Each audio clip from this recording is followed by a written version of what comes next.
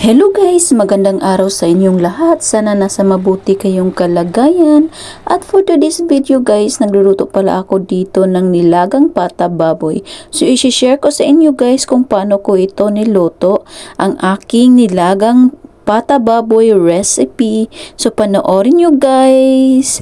So ito guys, sinugasan ko na pala dyan ang okra, ang potatoes, at niremove ko na yung skin. So, naka-ready na yan. So, hinugasan ko na din yung pata baboy. Hugasan natin mabuti guys hanggang ma-remove yung dugo-dugo or yung mga madumi. So, nag-cut na pala ako dyan ng garlic at saka onion. At i-cut din natin yung potato guys into 4 pieces bawat isa. At pagkatapos, nilinisan ko na din yung lettuce kasi wala akong cabbage, kaya lettuce ang ginagamit ko. So yan na guys, prepare na ang aking mga lulutuin. So bago ko kalimutan, ang onion leaves pala. So guys, nagkat na pala ako ng onion leaves dyan. At pagkatapos, nag-prepare na ako ng frying pan at nilagyan ko ng oil.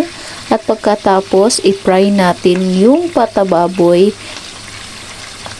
Lutuin lamang natin na hanggang ma-brown ang kulay. Balik-balik ta rin natin hanggang sa ma-brown ang kulay ang ating pata baboy kasi masarap pag ginanyan yung pagkaluto ng ating nilagang baboy. So pagkatapos nyan guys, kung na slightly brown na siya, ilagay na natin yung ating onion at pagkatapos yung garlic. Lutuin lamang natin yan ng maayos guys para bumango yung ating pata baboy. At pagkatapos lagyan natin ng whole black pepper at saka rice wine. Rice wine pala ang nilagay ko dun guys kasi wala akong patis.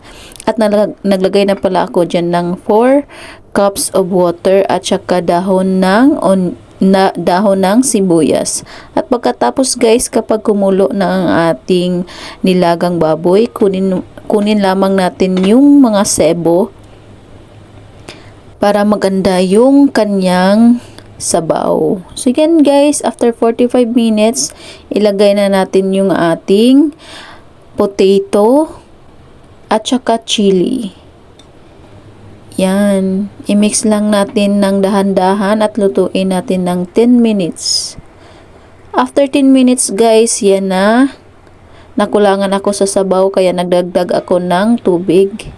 At pagkatapos, i-cover natin. At pagkatapos ng 10 minutes, ilalagay na natin yung ating okra. At pagkatapos, hayaan lang natin na open siya na nag-boiled. At lagyan na natin ng chicken powder at salt. At pagkatapos, i-mix lang natin ng mabuti. Yan, mix lang natin. At pagkatapos, ilagay na natin yung ating cabbage or lettuce. Yan. I-press lang natin ng kaunti. At takpan at lutuin natin ng 2 minutes. At pagkatapos ng 2 minutes, naglagay ako ng black pepper. So, i-mix lang natin ng maayos guys. So, sana nagustuhan nyo ang aking recipe guys. Alam nyo na kung paano magluto ng nilagang baboy. I-share ko sa inyo kung paano ko niluto ang aking nilagang baboy. So, itry nyo to guys na recipe. Tsak, mapadami kayo ng kain ng rice. So, ito na ang ating nilagang pata baboy guys. Ready to serve na ito. At i-transfer lang natin ito sa malinis na bowl para makakain na tayo. So sana guys nagustuhan nyo ang aking recipe for today at sana hindi kayo magsawa sa panonood sa aking mga video na ina-upload at maraming salamat sa pagsuporta nyo guys. So yan na nga guys, nilipat ko na yan sa malinis na bowl kasi kakain na ako. Yan pala yung minumukbang ko noong nakaraang araw guys. So ngayon ko lang inedit itong full video recipe ng aking nilagang baboy. So sana nagustuhan nyo guys. itong aking recipe at maraming salamat sa inyong lahat sa pagsuporta sa akin at maraming salamat sa panunood at hindi pag-skip ng ads. Sana nasa mabuti kayong kalagayan palagi mga guys, and yan na guys. Ang sarap nung sabaw niya guys, at yung kanyang texture ng kanyang meat ay sureball na napaka soft niya. Kayang kainin yan sa mga walang ngipin.